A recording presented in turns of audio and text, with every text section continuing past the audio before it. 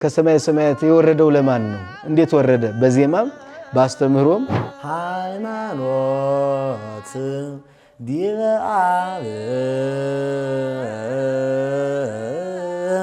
በቅዱስ ጳውሎስ መልእክት ይደመድመዋል ማለት ነው። ወሰአሊ ሕፃናት ቅዱስ ያሬድ አጠቃላይ ወንጌል እንዴት ሰበከ የሚለው ነው የሚያሳየን። አምላክ ዘእንበሌየ አካላዊ ቃል ቅድመ ዓለም ካብ ተወልዷል።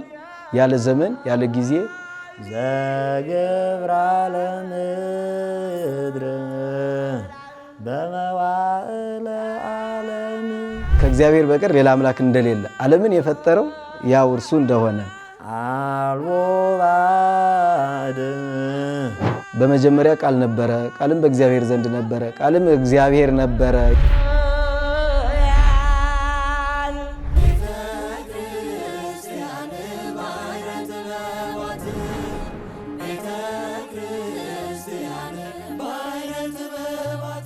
እንኳን ለታላቁ ጌታችን መድኃኒታችን ኢየሱስ ክርስቶስ የሰው ልጅ ለማዳን ሰው ሆኖ ስጋ ለብሶ በገዳመ ቆሮንቶስ ገብቶ ለኛ ስርዓት ሊሰራልን የጾመውን ለአብይ ጾም እንኳን በሰላም አደረሳችሁ።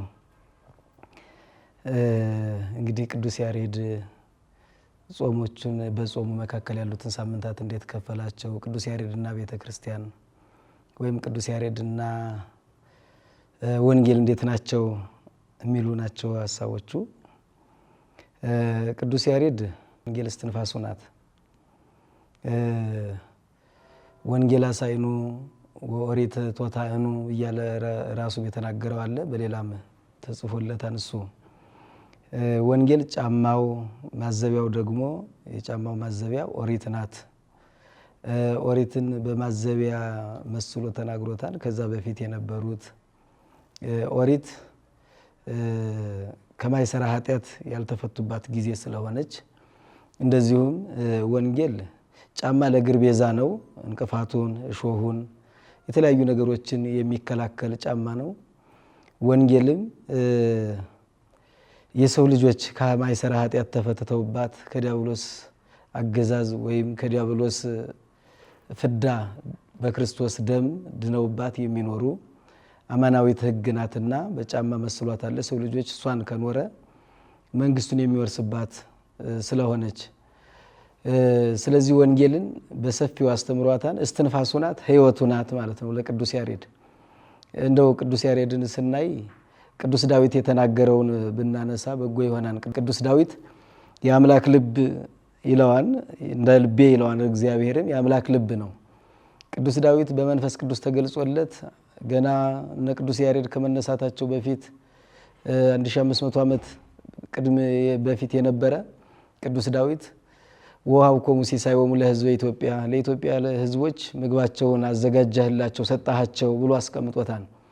አሁን ወንጌልን እንዳንል ወንጌል ለዓለም ነው የተሰጠችው፣ ለኢትዮጵያ ብቻ አይደለችም። ስጋውና ደሙን እንዳንል ስጋውም ለዓለም ነው የተሰጠው። ቅዱስ ዳዊት በመንፈስ ቅዱስ ተገልጾለት የቅዱስ ያሬድን ዜማና የቅዱስ ያሬድን መነሳት ተመልክቶ ነበረ።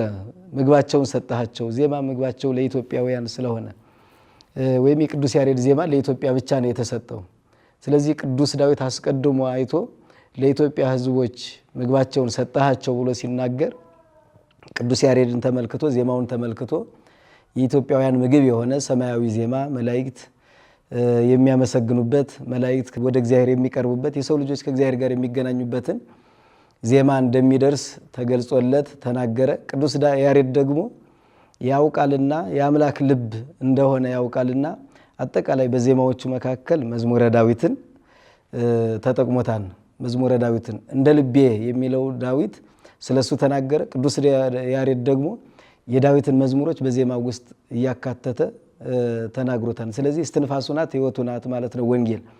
አጠቃላይ ሳምንታቱንም ለማስተማር ይመች ዘንድ ከፋፍሎ እቅድን ያስተማረን። በአጠቃላይ የቤተ ክርስቲያን እቅድ ነው። ሰዎች ኋላ ተነስተው እቅድ አቅደው ለዓመት እንደሚያቅዱት ለሳምንት ለወርም የሚያቅዱት እቅድ አለ። በቤተ ክርስቲያን አስቀድሞ ቅዱስ ያሬድ ከቃል እግዚአብሔሩ ብዛት የተነሳ ምን እንማር፣ ምን እናስተምር፣ ማንኛውን እንቀድስ፣ ማንኛውን ማህሌት እንቁም እንዳንል ይመቸን ዘንድ ዓመታቱን በአጠቃላይ በእቅድ አስቀምጦ ስያሜ ሰጥቶ ለዚህ ሳምንት ይሄን እስከ ስያሜው በእያንዳንዱ ቃል እግዚአብሔርን አስቀምጦ ለማስተማር ይመቸው ዘንድ ሳምንታቱን ከፍሏቸዋል። በተለይም እነዚህ ሳምንታት በአብይ ጾም የተዘጋጁ በአብይ ጾም ያሉ ግን አብይ ጾም ብቻ ሳይሆን ዓመቱን በአጠቃላይ 365ቱን ቀን በእቅድ አስቀምጦታል። ግጻዌ በመንለው ከቅዱስ ያሬድ ተነስቶ ግጻዌው ተዘጋጅቶ ቤተክርስቲያን ለአገልግሎት ለአምልኮት ይመች ዘንድ ስያሜዎቹንም ቃል እግዚአብሔሩንም ወስኖ አስቀምጦታል ማለት ነው። ለቤተክርስቲያን ለኢትዮጵያ የተሰጠ ሽልማት ነው ቅዱስ ያሬድ። ለኢትዮጵያ ኦርቶዶክስ ተዋሕዶ ቤተክርስቲያን ደግሞ አንደበቷ ነው። እግዚአብሔርን እንድታመሰግንበት እግዚአብሔርን የምታገለግልበት ሙሉ 24 ሰዓት እንድታገለግል አንደበት የሆናት የቅዱስ ያሬድ ዜማ ነው። ስለዚህ ለኢትዮጵያ ቤተክርስቲያን ኦርቶዶክስ ተዋሕዶ ቤተክርስቲያንና ለሀገሪቱ ለኢትዮጵያ የተሰጠ ሽልማት ነው ቅዱስ ያሬድ ማለት ነው።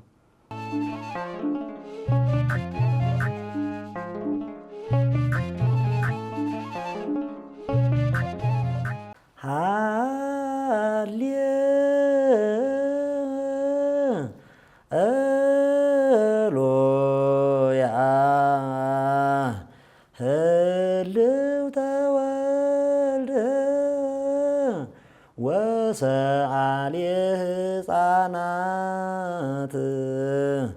በውስተ ማህፀን ተወልደ ወአስተርአየ ገሃደ ኤርምያስኒ ይቤ ዘገብራ ለምድር በመዋዕለ ዓለም ወመልአ እንስሳ ዘአርባዕቱ እግሩ ወፈነወ ይቤ እግዚአብሔር አልቦ ባዕድ አምላክ ዘእንበሌየ ወእምድኅረ ዲበ ምድር ሰናየ ወመልአ እንስሳ ዘአርባዕቱ እግሩ ወፈነወ ይቤ እግዚአብሔር አልቦ ባዕድ አምላክ ዘእንበሌየ ወረከበ ፍኖተ ሕይወት ወወሃቦ ለያዕቆብ ገብሩ ወለእስራኤል ፍቁሩ ወእምድኅረ ዲበ ምድር ወረደ አንሶሰ ወአስተርአየ ከመ ሰብእ ተመሰለ ተሰብአ ወተሰገወ ውእቱ ቃለ እግዚአብሔር ወእግዚአብሔር ውእቱ ቃል ሥጋ ኮነ ወርኢነ ብለስብሐቲሁ ከመ ስብሐተ አሐዱ ዋሕድ ለአቡሁ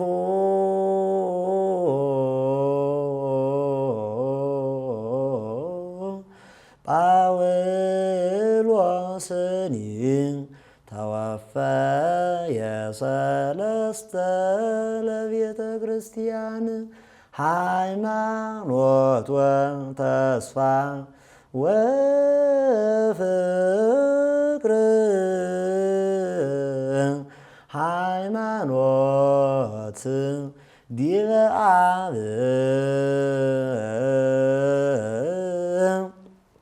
ወተስፋ ዲበ ወልድ ተፍጻሜተ ፍቅር ዲበ መንፈስ ቅዱስ